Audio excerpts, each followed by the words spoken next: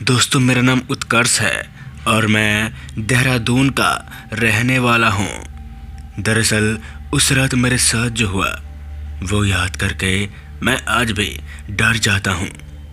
दरअसल हुआ यूँ था कि मैं एक बस में यात्रा किया था, लेकिन वो बस यात्रा मेरे दिमाग में खौफ के लिए हमेशा के लिए छप गया।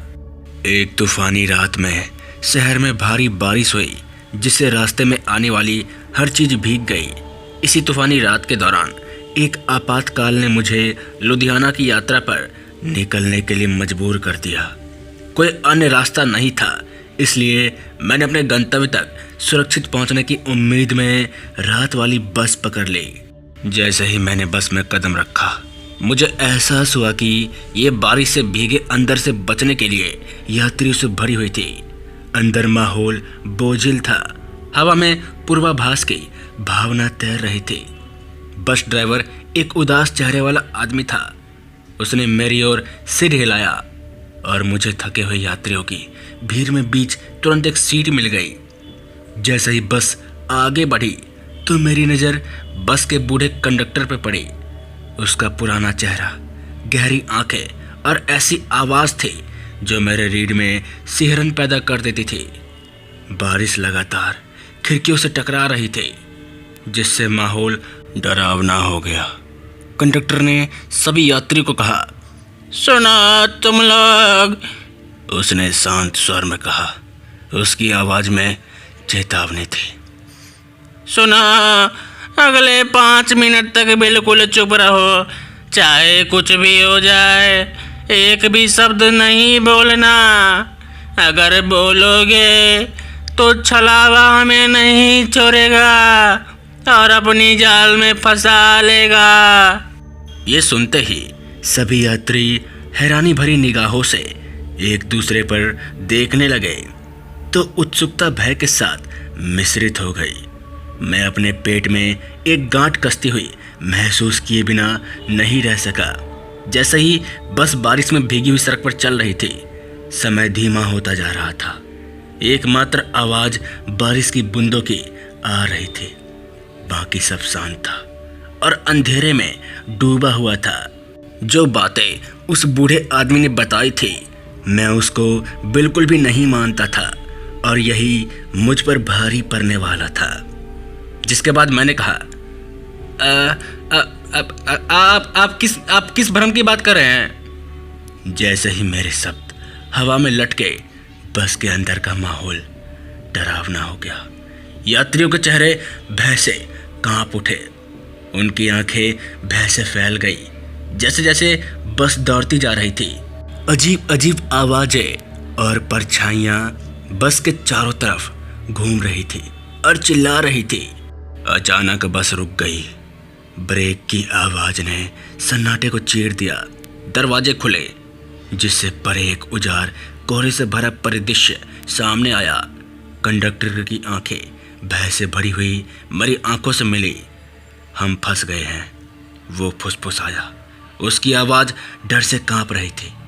भ्रम हमारे शब्दों पर आधारित होता है और हमारे गहरे भय के रूप में प्रकट होता है। इससे पहले कि ये हम सभी को निकल जाए, हमें इससे बचने का रास्ता खोजना होगा। जैसे मुझे स्थिति की गंभीरता का एहसास हुआ तो मेरे दिल में डर बैठ गया। यात्री एक दूसरे से लिपट गए, उनके चेहरे पर भय साफ दिख रहा था। कांपते हाथों से हमने जो भी कदम उठाया वो घबराहट से भरा था, क्योंकि छलावा हमें कैसे भी करके नहीं छोड़ता, लेकिन रिस्क तो लेना ही था।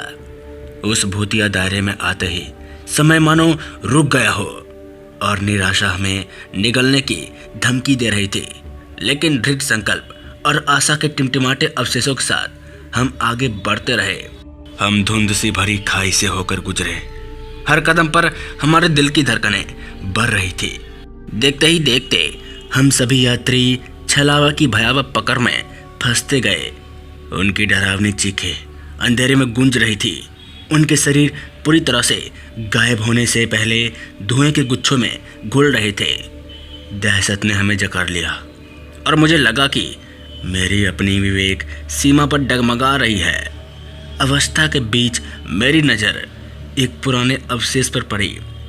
एक पुरानी किताब जो नम जमीन पर पड़ी हुई थी। हताशा ने मेरे जिज्ञासा को बढ़ा दिया और मैंने इसके शब्दों के भीतर एक समाधान खोजने की उम्मीद में इसके पत्रों को ध्यान से खोला। मुझे यह देखकर आश्चर्य हुआ कि पुस्तक में एक मंत्र था, एक मंत्र जो संभावित रूप से छलावा की पकड़ को तोड़ सकता था। किताब को कसकर पकड़कर मैंने बाकी यात्रियों को इकट्ठा किया। उनकी आंखों में आशा की चमक थी। कांपती आवाज़ों के साथ हमने प्राचीन मंत्र का पाठ किया। जैसे ही हमने आखिरी मंत्र पढ़ा तो देखते ही देखते हमारी आंखों के सामने छलावा का भ्रम टूट गया और वो सब चिल्लाते हुए हवा में ओझल हो गए। बाहर अभी भी बारिश हो रही थी।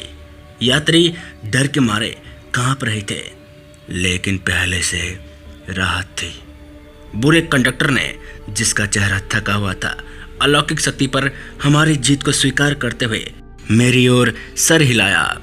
जैसे जैसे यात्रा आगे बढ़ती गई, हमारी सामूहिक कठिनाइयाँ दूर की स्मृतियों में धुंधली होती गई।